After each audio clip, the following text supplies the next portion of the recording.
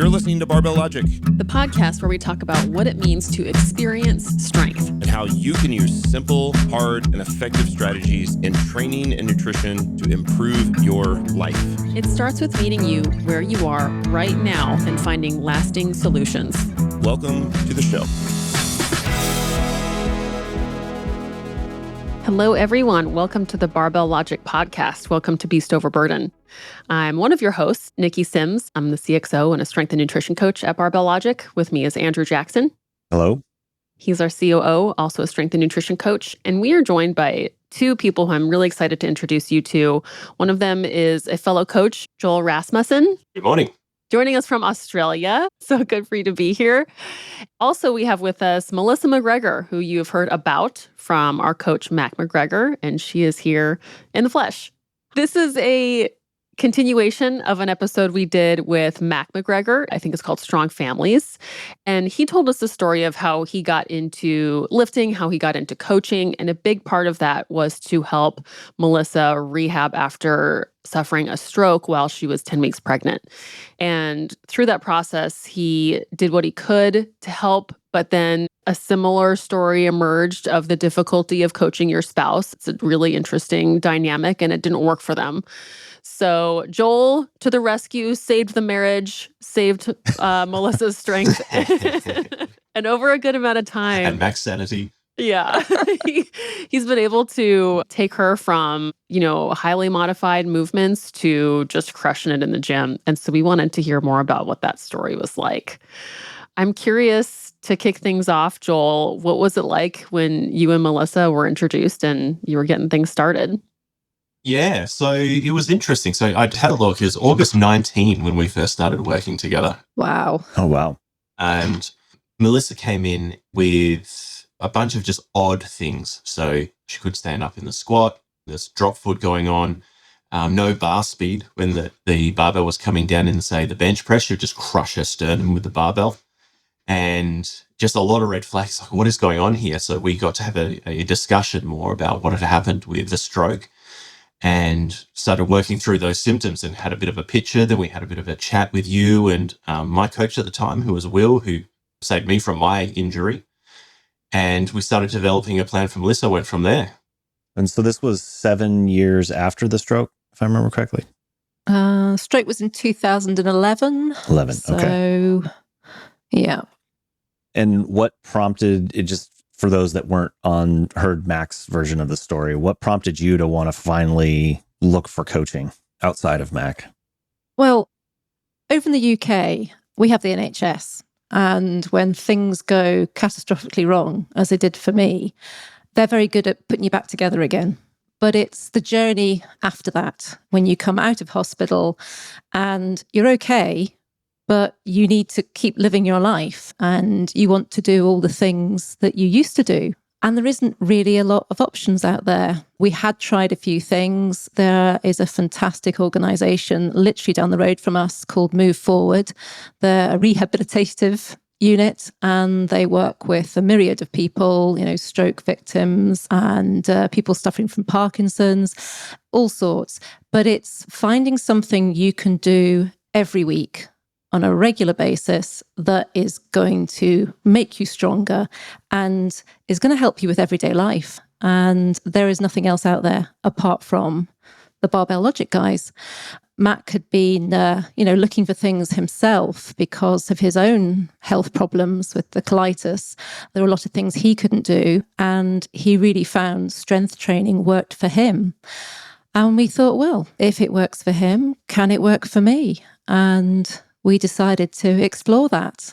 And that's where we ended up. And I was very lucky. I started off with Brittany for a couple of weeks because they used to rotate the coaches. It was a wonderful start. Really, I'm very grateful to Brittany for just sort of taking my hand and leading me in on the start of this journey. And then I had Joel, and Joel's been fantastic. I think really one of the big reasons is he's gone through something very similar himself, with his back injury. So he knows what it's like for somebody to have to recover, to go through that rehabilitation, to get their life back, to get them doing all the things that they want to do. And Joel, just for the folks that might not be familiar with your situation, can you walk us through what your backstory was? Pun intended. Dunch. My backstory. Yeah, so I fell off a ladder and herniated 5 discs. Oh, wow. And the interesting thing about the injury was I didn't feel it when I did it. It was the next day when I woke up, I was crippled from my hips down on one side, and just blinding agony. So, and it changed everything. So I was a tradesman at the time. I couldn't walk. And thank goodness, through Barbell Logic, we just happened to have a coach who rehabbed that kind of thing. And so we walked through it. So it was 6 months of hell, but it was, you're not going to have the surgery. They wanted to do a spinal fusion. And now that I've read up on that, would have been surgeries for the rest of my life as they worked up my back, as they tend to. And I'm relatively pain-free. I can walk. So really, like, barbells and training saved my life and my career. Were you training with barbells before that? I was. I actually started training because I had a herniation in my neck and I started dropping wine glasses all the time. I do that too, but... Unacceptable. This was on the first glass. Okay. That's when you know the issue's in. So we started training. Then my wife and I bought a rack and we started training together. And it was about a year into training when I fell off the ladder and had a couple of grade 3 herniations, which they were pushing pretty hard to have surgical intervention on. And thank goodness we didn't do that. Thank goodness I was convinced otherwise. And what was the, if any, did you have to change your mindset about training when pre and post accident? Like, was there a... Big time.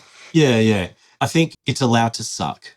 Training is allowed to hurt and you're allowed to push into it. I mean, and Niki's had a back injury too, and you'd know this, where sometimes it's just medicine. And I think gratitude, every single little bit of movement you get back, and Melissa would say this too, it's like, thank God for this.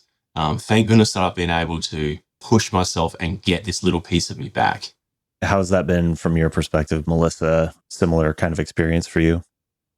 Oh, absolutely. Yes. Before I had the stroke, I was a really active person. I did all sorts of things. And also, when I'd had the stroke, our eldest daughter, she was only about 15 months at the time. She just started walking and I couldn't. And that's really hard. So I think one of my motivations has been, well, I want to be fit again so I can do all these things with my children. To be able to just, I think people take a lot of things for granted, but the simple pleasures of being able to walk properly, being able to cycle, to run, to lift, to ski, those are important things for me. When, Mac told us the story about how you would crush him on runs and yeah. He'll never let me forget that. When you were going back and starting to work with Joel, what was that like to kind of feel like you were starting from square one and setting expectations? Like, was that part of the conversation that you guys had at that point in time? I think one of the things about lifting, I hadn't lifted before. So in terms of cycling and the skiing, I'd got to a certain level. But with the lifting, I hadn't done any of this before. Every day was a PR day to begin with. Right. And there was no sort of feeling of, I used to be able to do that and I could lift that much, because I didn't know. So it was quite empowering, to be honest, to be able to do something completely new. You didn't have to judge yourself. It wasn't, I used to be able to do that. It's, I haven't done this before and let's see where it takes me. What about for you, Joel, when you were coming back? What was your expectation management like?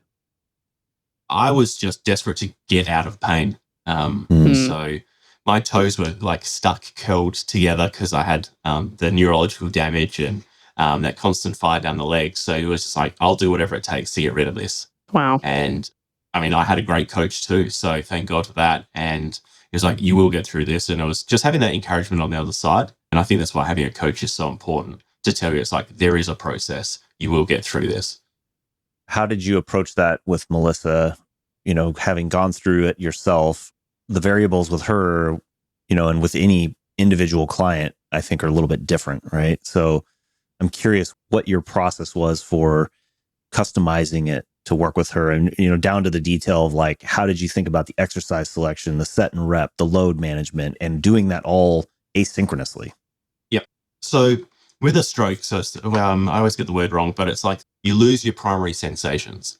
So like when we're lifting, it's like proprioception is key. So where your body is in space. And so what we had to do is we would play with Melissa's other senses.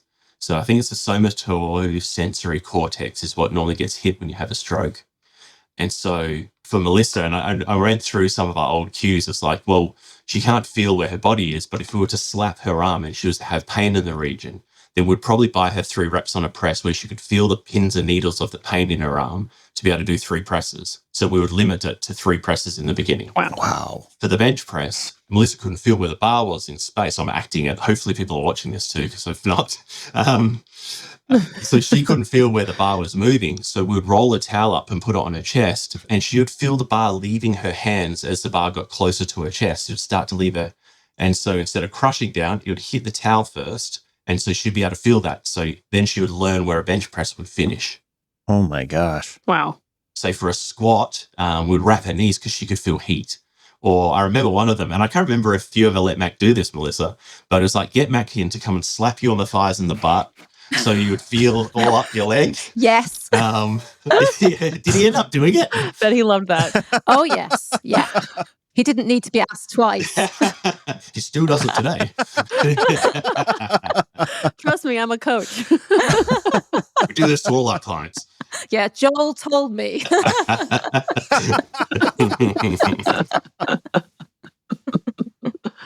Joel, how did you come up with these ideas? A lot of it, I've got to give credit to Dr. Morris. Oh, yeah, he's wonderful. Because he did that with me. Cool. Yeah. And anything neurological is like come up with another system that works for where you're lacking.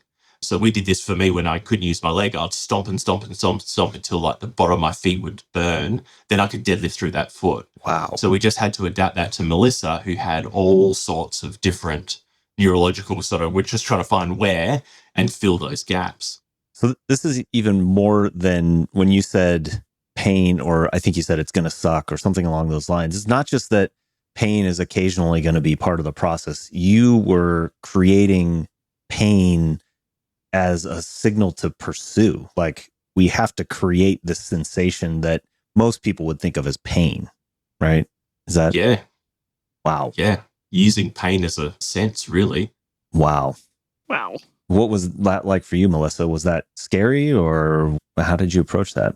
I mean, my sensation is limited, so I probably don't experience pain in the same sense that others would. And as you say, the relief of actually feeling something and going, yeah, this is actually working. Yep, it's doing what it should do. Yeah, so I think pain's very different for each person. That is a really interesting point, because I think, I have clients that as soon as they sense pain, the immediate thought is something's broken. And I need to do everything possible to avoid that. It sounds like you have a totally different model for that, Joel. Yeah, and I think there is a bracket around pain, and that's something that we would say me. It's like, we've got to get so close to the injury that we're feathering on the edges of pain, and we're constantly there because that's how we know we're making progress. So for a neurological injury, like a back, we want to lean as close as we can to it. For Melissa, we're using it as a signal because she's not getting any other signals. So pain can be a fantastic thing. It's just how you use it and where you frame it, I guess. And was it, Melissa, you said it's PRs every day. Was it just a LP straight line up, or was it kind of a day by day thing? I think so. Initially, certainly in the first year, Oh, wow.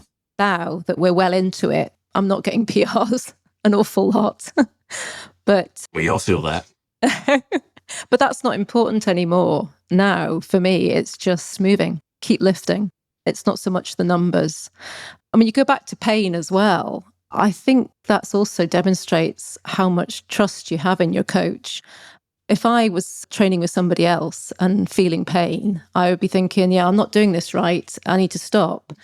But I know when I'm training with Joel that what I'm feeling is what I'm supposed to be, and it's not something to be worried about. So I have a lot of trust in his capabilities as a coach, and he knows the way that my body moves. He knows what's going to work for me, and I trust that. That's powerful stuff. What kind of schedule did you do for the first, few months? How many days a week and what were your sessions like? I think we were doing 3 times a week, weren't we, Joel? Yeah, 3 or 4 depending on the week. Yeah, generally 3. Mm-hmm. And one of the things that we would use is for us, when we have to move something, it's just like, well, brain tell arm to move. For Melissa, it was a lot more bandwidth. So what we had to play with is like, so for her to do a squat might be the most exhausting thing her mind has had to do because she's playing with all these other senses to pull it together. So instead of stress of the body, it was more stress of the neurological system, for lack of a better term. We'd push into that until Melissa felt more and more comfortable with it. And once she was able to go say, I feel great after the set of squats, can we now pursue more? And that's one thing I have to say here is the people who get better are the people who train like crazy people. And Melissa did. Like she pushed and pushed. And we would get together as other coaches and have a chat about it. And it's like, Melissa just does not stop. And so she has earned every single one of her milestones is because Melissa does not stop. Oh, thank you. You've made me cry more than any of my clients, Melissa. Send me videos of you riding a bike or climbing a wall. Like, it's extreme sports. Most people don't do what you do, and you've done it with a stroke. Yeah. Goodness, woman. It sounds like there's a lot of mutual trust and respect in both directions. It's Stockholm Syndrome. Yep. So 5 years in, almost, coming up in 5 in August, what kind of goals and how has the training evolved over that time? Like, what do you work on? If it's not the weight going up, is it sustaining? Do you think of it as maintenance, or do you still kind of find those edges that you're kind of trying to push? It's making sure I can do all the sports that I like doing. So previous year, I wanted to get back to skiing. So I wanted to make sure my legs were strong enough to get me up the top of the hill. We ski in Scotland, so you're not sitting on a chairlift and admiring the view. You are hanging on to a metal pole being dragged up the mountain. And it's rope tow the whole way up? Yeah, rope tow. Yep. Mm-hmm. And the ground is not smooth. It's like a roller coaster. Oh, wow. And the skiing itself is fine, but you got to get up the hill. And that's when I knew my training was paying off, that I could hold on to this pole for dear life and get to the top. Oh my gosh. Skiing down, fine. Yeah, that's the easy part. Yeah, they do say, if you can ski in Scotland, you can ski anywhere in the world. And the cycling as well. What was that like, getting to the top of the mountain the first time after, how long had it been? Oh, 10 years. Oh my gosh. Yeah, awesome. Absolutely amazing. Felt as good as the very first time I ever skied as a youngster. That first point where you stand at the top of the mountain, you look down, you think, I'm going to get to the bottom in one piece.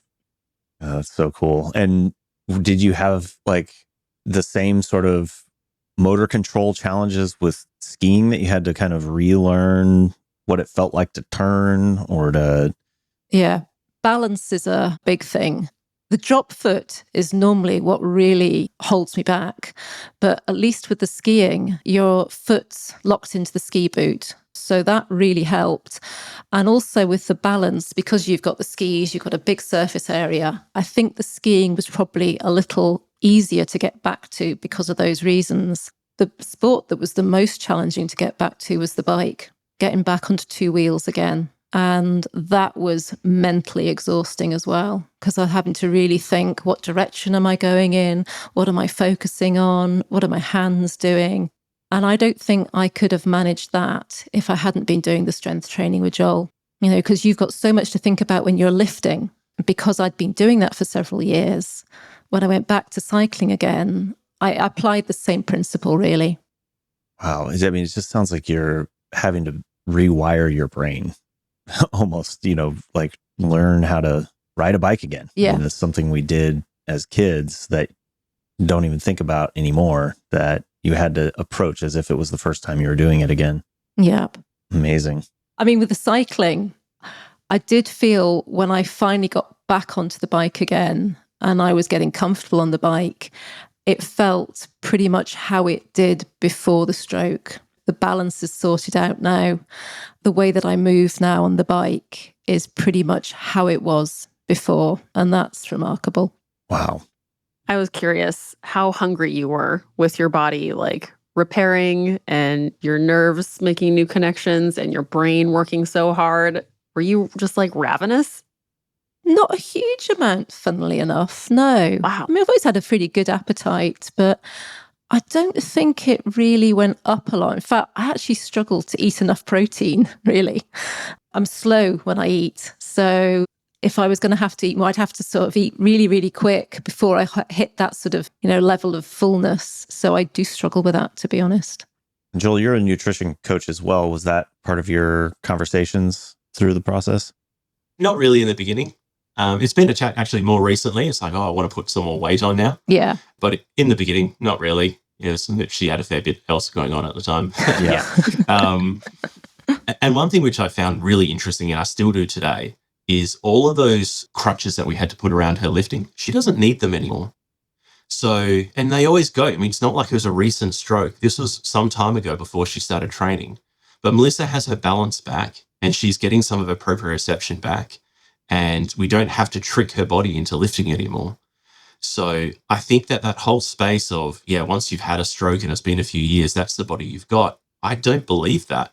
And Melissa is a living example of, no, she clawed that back. Wow. Is there anything else that changed your perspective on things over the last 5 years of working with Melissa as a coach? For me, I think it changed for me because I've had the same with spinal injuries as well. It's like after a year, you've got what you've got. And I found that quite depressing because I've still had issues with my leg and my foot, and that's just not true. I found that I've got more range of motion back. My calves have gone back to normal size, and there has been some healing that's happened there. And I think we've had to force it through training. And I think for Melissa as well, what I've noticed with her is over the last sort of 5 years, like I remember she said, I can't even balance. I can't sit on a bike when we first trained. And now she's going mountain biking. So Wow. You can get that back. So it's completely changed my view on how the body heals and how you can force it to.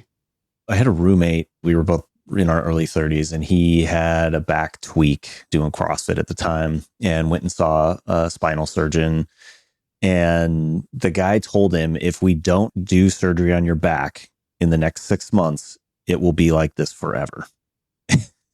And basically scared him into getting back surgery, to which it didn't actually fix the problem. It got incrementally a little better, but it's really just been through life and training and him kind of continuing to push that things have gotten slowly better. But I just found that in hindsight now, especially, very strange that you would use fear to kind of pressure somebody into doing a surgery, Yeah, or scare them out of their body. Right. I find fear to be a big challenge with overcoming those kinds of situations. That the pain, again, is meaning something is broken, or that the thing that you're doing is going to make it worse. That's a tough one because you've got experts out there in the field kind of arguing both sides. And it's like a lot of things in the fitness industry where it's hard for the average person to know like which mental model to believe in. Is it the mental model that we're on the verge of injuring or damaging our body and we have to do things perfectly? Or is it that we can incrementally minimum effective dose our way into adapting to our bodies, stressing our body in a way that it will adapt to what we challenge it with? And it sounds like your model that you're approaching is the latter, that you can find that edge of discomfort and the body will adapt to that. Yeah. And it's like all things. When you're on the edge of discomfort or pressure or something like that, that's where you're going to grow, isn't it? Mm-hmm. Melissa, it sounds like you're kind of just hardwired to do that. Is that is that how you've been your whole life, to seek that discomfort? I think I've been stubborn. And that's why you're married to Mac? I'm used to suffering. I mean, joking aside, Yeah. Max he's kept me going. He's been the one who has pushed me through this process. If I'm a little bird, he's the daddy bird just pushing you out the nest, going, you can do this, spread your wings and do it. He's never given up. And I felt, well, I'm not going to give up either. I'm going to do this for you. So yeah, family's that's a big thing for me. You want to be there for them. They believe in you. So you're going to do it. Love it. That's awesome. I have to go back. I'm curious, you said earlier, Joel, about like feathering or getting like within a feather's distance of the pain to know that you're in the right place. What does that actually feel like? And what does it sound like when you actually prescribe that in movement? Yeah. So I think, so let's have an example. So the cocaine deadlift is the lift that we always joke about. Oh, Which yeah. we've had to rebrand to floating deadlift when I started having to give it to teenagers to do. But it was originally the cocaine deadlift, and we became professionally the floating deadlift. Okay. Well, the floating deadlift is a great example of that because most people can't pull from the floor. So when you've had a couple of disc herniations, and the floating deadlift is almost a physical representation of you. You're getting as close as you can to that point where your spine says no. You're pausing there for a little bit where it hurts, and it's like an isometric contraction, and then you're coming back up again. With any sort of injury, you can find a range of motion as close as you can to that acute injury. You don't want to get to that acute pain, but there's a lot of feathering as you get closer and closer to it. I think you'll find. I mean, and you've just done this with your back, Niki, haven't you? Yeah, I'm back to pulling on the floor. I think it might actually feel better than pulling from blocks for some reason. Maybe speaking to what you're saying. But it feels good to use those muscles. It doesn't feel good to not use those muscles. Yep. And how are they going to heal if you don't use them?